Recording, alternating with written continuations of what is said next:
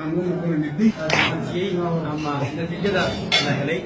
halkan dheeri u baahan tahay inay sii waar waxaan leeyahay natiijada la helay iyo horumarka la helay cidda ka soo jeeda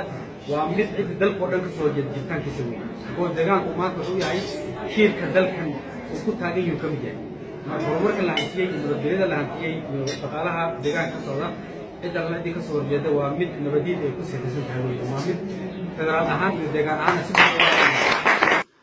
nidaam shakhsi uun maamulkiisa uu kusii waarinaya dhibaato badan oo culusna deegaanka uu ku hayay bay ahayd cidda lala ciddii ka soo horjeedana waa mid la caburinay ayay ahayd ayadoo la adeegsanayo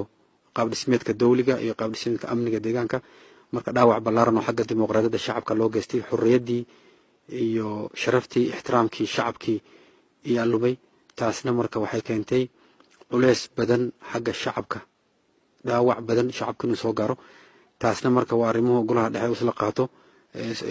isla qaatay tan kale musuqmaasuq iyo dulsaarnimo in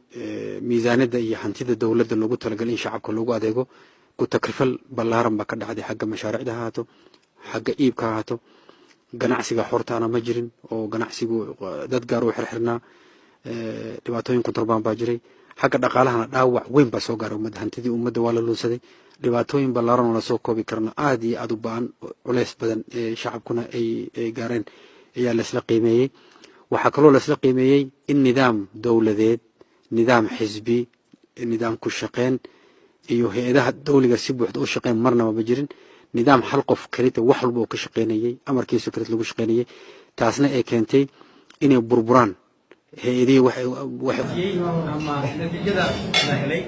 halkan dheeri u baahan tahay inay sii waar waxaan leeyahay natiijada la helay iyo horumarka la helay cidda ka soo horjeeda waa mid cid dalka oo dhan ka soo jeeda jirtaankiisa weyn oo deegaanku maanta wuxuu yahay shirka dalkan uu ku taagan yahay ka mid yahay horumarka la hantiyay nabadgelyada la hantiyay dhaqaalaha deegaanka socda cidda la ka soo horjeeda waa mid nabadiid ay ku salaysan tahay weyn waa mid federaal ahaan iyo deegaan ahaan si